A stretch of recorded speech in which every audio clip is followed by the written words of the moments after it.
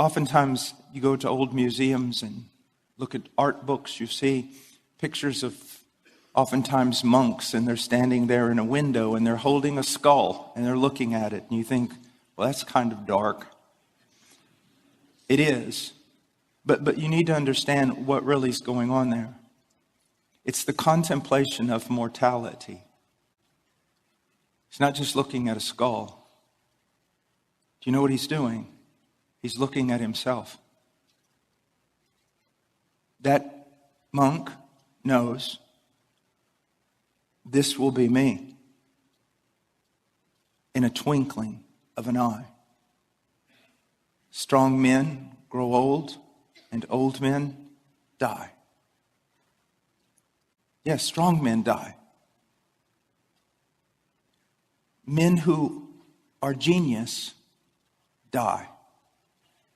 Strong men grow weak and die. All men die. Have you really grasped that as a man? I don't mean just played around with it and laughed and told a joke about it. Have you sat down and really thought about this? You're going to die. And everything you lived for outside of the will of Christ is going to burn. Everything. You say, well, but I'm not a missionary and I'm not a preacher. If you're in this church, you know better than to use that language. You can be a policeman and be a policeman every moment of your life for the glory of God, and He takes it as service. You can be a doctor. You can be a ditch digger. You can work construction. So don't play that game. It doesn't matter who we are. Missionary in the Congo or construction worker out on the highway. If we know Christ and Christ knows us, there's no longer the division of secular and sacred in our life. Everything is sacred if it's offered to Him. And He takes it as service to Him. One of the most life-changing things that I experienced before I was converted. As a matter of fact, it's one of the things that led to my conversion. My father, I was many times afraid of him. He was big. He was strong. He was good. I wanted to be like him in so many ways. We're running with a roll of wire, putting up a fence for the horses. Put a pole between the wire, one man on one side, one on the other, and you roll it out. And all of a sudden, when we were talking about upcoming basketball season and all kinds of things. And all of a sudden, I looked down and then I heard him scream. I felt the wire drop. I grabbed him. We fell to the ground. He was dead. I realized at that moment, it didn't matter if I was like my father, who I never thought I would be like. It doesn't matter. He's dead. Be strong like him and die. Courageous like him and die. Successful and die. Intelligent and die. You fall in love. You lose her in the end. You need to contemplate. You need to get away from media and contemplate your own death. And contemplate everything you have invested in. Where are your investments? When I was at the University of Texas, I had to study a lot of different things for my major in economics, finance, just all sorts of things, engineering, everything. And I remember after I became a Christian and some of my friends said, "What are you doing?" And I said, "I'm not doing anything that I wasn't taught in class." And they all knew it was very anti-Christian university. And they said, "What do you mean?" I said, "Well, remember investments. I've not stopped investing. I've just traded up. I'm not going to invest in this place anymore because I seriously believe it's going to burn and everything that's going to burn with it. And the one who signs on the dotted line, the co-signer with you in this world, he hates you. He's going to take you for everything you have. I'm just changing where I'm investing. Where are you investing? Where? Are you investing in your own godliness? How much time a day are you investing in your own godliness? Because your wife's greatest need is a new husband, a better you. How much time are you investing in your wife? How much time are you investing in the godliness of your children and in intercession for them? How much are you investing in your local church? Never forget this in the Lord's Prayer after he says, hallowed be thy name, thy kingdom come, thy will be done. He says, give us this day our daily bread. People make all kinds of nonsense about that text. Well, it's not talking about give us bread for 90 years. It's give us daily bread. All these different things, and they miss the entire point. You know what the point of it is? You know what's really going on there? You're praying in this way. Here you see the heart of Christ. You're saying, God, my only reason for existence, the reason for my breath, is that your name be hallowed, that it be placed in a category totally distinct from all other categories and honored above all categories. I want to live for that, for your name being hallowed, for your kingdom to come, for your will to be done. Now, give me this day my daily bread. Lord, I don't want riches. I don't want luxury. I don't need anything. Just give me enough food and shelter and clothing so that I can devote my life to fulfilling those three things I prayed about. Just give me the sustenance I need to keep serving you. That's what a man does. In the creation commission, Adam's told to go out and bring God's kingdom, bring God's rule, subdue everything in the world to the will of God for the glory of God. I believe in one sense, the call of the Great Commission and every command to the family and all the commands given to us with regard to every aspect of our life is almost a recommissioning of that in some sense. We are to go out. We are to subdue ourselves. We are to subdue our families. We are to subdue the world to the reign of Christ. That's the only reason we need food. It's to do that. You see. Because the world is passing away. And I'm well aware that there are so many people that I love so dearly, that are passing away with it. They're passing away. Depart from me. I never knew you. You see, this is not your home. This is a place that you've been thrown down into to do battle.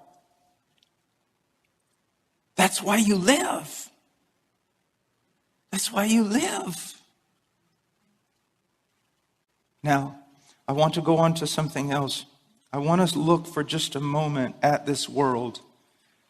And the first thing I want to do is I want to go to a strange passage over in Isaiah chapter 3.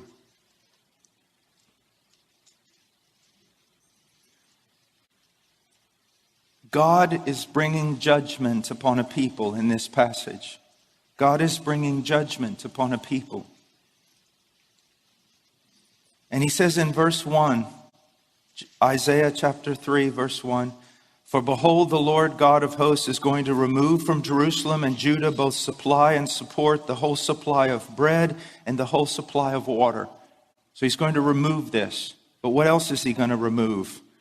The mighty man and the warrior, the judge and the prophet, the diviner and the elder, the captain of 50, and the honorable man, the counselor and the expert artisan and the skillful enchanter.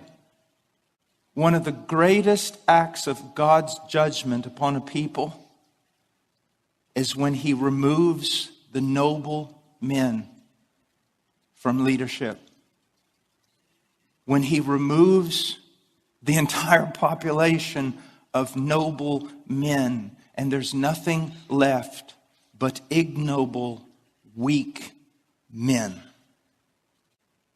Now, who would dispute with me today and say this passage has no application to the United States of America? I travel around the world. I see men, strong, angry, and many of them mad at us. I come home. I see silly older men playing with toys. I see little boys playing with video games. And I see most people no longer even knowing what bathroom they should go in. We are under the judgment of God.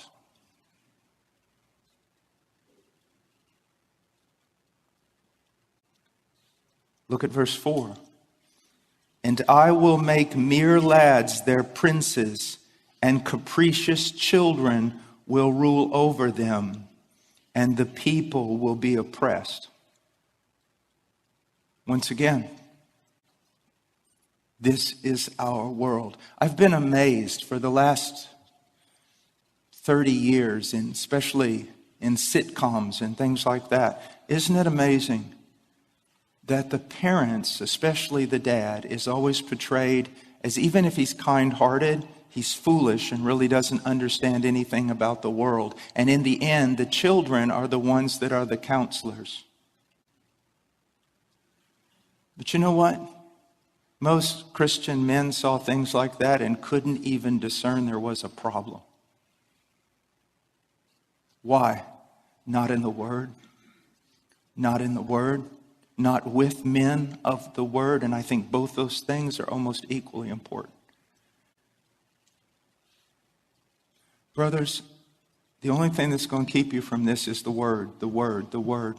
My wife one time was teaching a group of women in Romania, and finally, after a couple of days, one of them said, Miss Chato, we really love your teaching and your help, but on every question that we've had, you've basically said just the same thing. We need to be in the Word.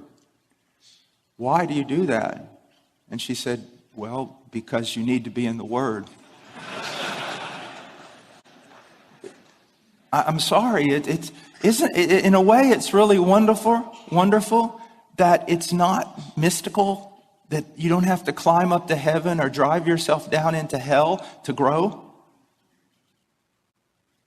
Isn't it wonderful that it's really quite simple? Read the Word, fellowship with godly men, fellowship with your wife, fellowship with your children around the Word, learn the Word. Isn't it wonderful that it's really that simple? And isn't it terrible how accountable we're going to be on that final day because it was so simple? I didn't say it was easy, but it's simple. There's no mystery to it. No esoteric knowledge that you need. You need the Word. Now, look verse 5. And the people will be oppressed, each one by another, and each one by his neighbor. And the youth will storm against the elder, and the inferior against the honorable. Is that not our society today? Is that not exactly where we live? Now, look at verse 12. O my people, their oppressors are children, and women rule over them. Now, most people, when they read this, they think, yeah, wicked women ruling over men. But there's two possibilities here. One has to do with someone like Jezebel, who was a wicked woman who sought to usurp authority and everything else. Then there's also Deborah. Deborah's kind of difficult to explain, isn't she? Here she's raised up this leader.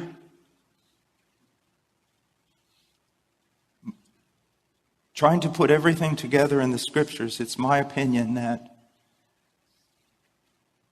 that Deborah was raised up as a rebuke to men.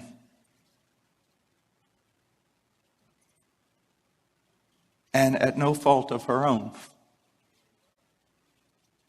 Do you know how many young girls, now young men, you listen to me. I travel all over, even here, even in my own church. How many young girls between the ages of 25 and 35, godly, smart, intelligent, strong, capable, and they say, are we going to be single all our life? Our only option is to be single all our life, or to entrust our lives to boys our age who, when they get a little bit of extra money, buy cool tennis shoes or another video game. What are we supposed to do? Brothers, the Chinese say there are no bad students, just bad teachers. What kind of legacy did you leave? Some of you were laughing. What kind of legacy have you left? What have you done? I am not going to stand here and curse the darkness and make fun of a younger generation. I'm not going to do it. Because when you look in Israel, a generation was raised up who did not know the Lord. And whose fault was that? The previous generation. Yeah, you guys might not be playing video games, but a lot of you have wasted so much of your time doing the stupidest, silliest things, of which men are beyond that. No, brothers, I'm telling you, it was a great thing for me to learn that my life, that I should go to the casket, poured out. That life is supposed to be difficult. That self-sacrifice hurts. That it's not about me. You say, oh, it's about Christ. Be careful of a theology of glory. It is about Christ. But if it goes no further than that, the words you've said are nothing more than a meme. It's all about my wife. It's all about my children. Then it's all about my church. And then it's all about the elect people of God who have yet to hear the gospel of their salvation. That's what it's all about. That's what it's really all about. I know professional men in this church, and I know professional men in other places around the world that are extremely professional, extremely busy, and they witness to more people in 1 week than I do in 6 months. Through their professions, through their things, they have Bible studies, they encourage. Maybe they don't do that, maybe they don't have the gift of teaching, but you go to their home and you see their children and their wives. They're not about gaining something in this world. They're just using the gifts that they have in order to serve in those concentric circles of concern. Now, what do I mean by that? This is the way I've ordered my life. It was based on a book on evangelism that was written about 40 years ago by a very godly man, Concentric Circles of Concern. But I took it and changed it up a little bit. In the middle of that circle is me. You say, well, that doesn't sound very Christian. Well, it is. And what am I saying when I say the middle of that circle is me? The greatest thing I can do for everyone else on this planet is to be a better Paul Washer. And what does that mean? To seek to be more conformed to the image of Christ. If I do not start with me in the Word and renewing my mind, nothing else works. Nothing else works. So first of all, as men, what do we do to combat this? What do we do? First of all, our great goal should be to be conformed to the image of Christ in character. Isn't it amazing that the qualifications for an elder are almost exclusively character? And you say, well, I'm not an elder. I don't have to worry about that. What you have to understand is in that list in Titus 1 and 1 Timothy 3, what he's basically saying is this: an elder needs to be a mature Christian, and this is what a mature Christian looks like. A husband needs to be a mature Christian, and this is what a mature Christian looks like. Character, to grow in conformity to Christ, which starts by cultivating the mind of Christ in the Word of God, and then growing. If you don't know anything about the principles of marriage, but you're a man who walks full of the Holy Spirit and bearing the fruit of the Spirit, you're going to be okay in your marriage. Now, you need both things, but the one without the other just doesn't work. And so that's the first concentration you should be thinking of. I need to be a clean tool, a useful tool, an accurate tool. And then from there, what is our greatest concern? Your wife. Your wife. Her godliness, her sanctification, her prosperity as a person, her flowering. Your wife. What about me? Okay, you die. That's your job. You say, well, I don't like that. Then don't walk around pounding your chest like a gorilla and saying you're a man. Because a man is someone who dies to self for his bride. Because Jesus was not a man, he was the man. And we follow him. And then you give your life to your children. Well, I thought children were first. Now there's your problem. Greatest thing you can do for your children, men, is to love their mom. And do you know why so many women hate their daughter-in-laws? Because it's your fault. Yeah, sin has many consequences. So as a husband, you neglect your wife. You neglect affection, intimacy, growing as friends. You neglect all these things. And so your wife, she needs that. She needs that. She's a faithful woman. She's not going to commit adultery. But now you forced her to find it somewhere else, and she finds it in her children. And her children start supplying for her all the affection that she's not getting from her husband. And then when other people come along to take her children away, she can't stand it. And that's your fault. That's my fault. You see, obedience and God's commands. I can remember looking at a certain thing in Hebrews 10, taking Hebrews 10 and then seeing how it seemed like the entire Bible was interwoven into that chapter. It was just unbelievable. And you've got to see that in every aspect of our life, everything is interwoven. And if there's a thread that breaks loose here, everything else starts to come undone. And so that concentric circle of concern, it is to give myself to my wife, then to give myself to my children, and then to give myself to the people of God. And then to give to myself to the world in the sense of sharing with them the gospel of Jesus Christ.